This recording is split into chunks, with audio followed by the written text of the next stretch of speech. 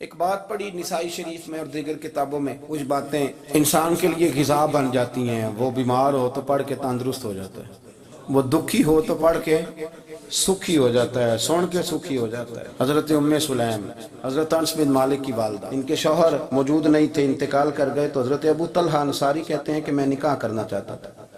حضرت ابو طلحہ بڑے سمجھدار آدمی تھے، زیرک تھے، مالدار تھے، عقل مند دانا بندے تھے۔ انہوں نے پیغام بھیجا حضرت ام سلیم سے کہ تیرے ساتھ نکاح کرنا ہے۔ سمجھدار آدمی تھے، عقل مند تھے۔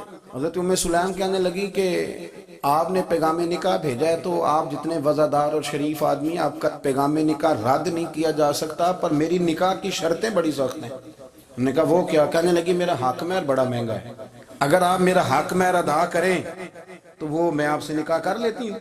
حضرت ثابت رضی اللہ تعالیٰ عنہ فرمایا کرتے تھے دنیا میں اتنا تگڑا حق مہر میں نے کسی بی بی کا نہیں دیکھا، اور اتنا خوبصورت بھی نہیں دیکھا جتنا حضرت ام سلیم کا حق مہر ہے۔ حضرت ابو طلحہ کہنے لگے بی بی تو حق مہر بتا، تیرا کیا حق مہر ہے؟ دیکھو ان لوگوں کا ایمان کتنا مضبوط تھا، تعلق کتنا گہرا تھا۔ ام سلیم کہتی ہے حق مہر دے دو، اور جو لفظ انہوں نے بیان کیے وہ اتنے شاندار ہیں کہ وجد کرنے کو دل کرتا ہے۔ فرمانے لگی بس حق مہر لوں گی، اس کے بعد کسی چیز کا سوال نہیں کروں گی، ساری زندگی خرچہ نہیں مانگوں گی، روٹی پانی کپڑا جو دو گے پہن لوں گی، پر ایک حق مہر وہ اگر دیتے ہو تو میں نکاح کر لیتی ہوں، اس کے علاوہ سوال کوئی نہیں۔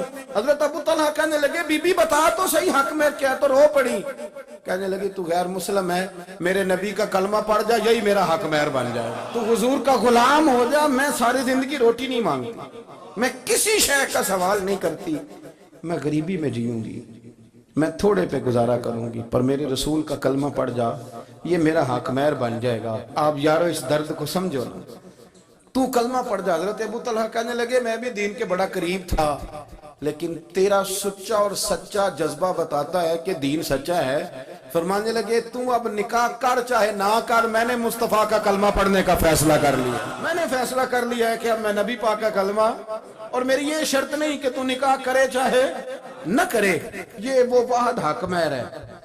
ایک بی بی نے حق مہر لیا ہے کہ تو کلمہ پڑھ، تو کلمہ پڑھ اور میں تیرے ساتھ نکاح۔ اللہ کرے اب بھی بیویاں ہوں جو کہیں کہ پہلے نمازی بن، قرآن مجید یاد کر، پہلے شریف النفس ہو، پر یہ تو بیویوں کی شرطیں نہیں۔ بیویاں تو کہتے ہیں قبضہ دے تو اپنی کنجیاں دے، باقی کسی چیز کی ضرورت۔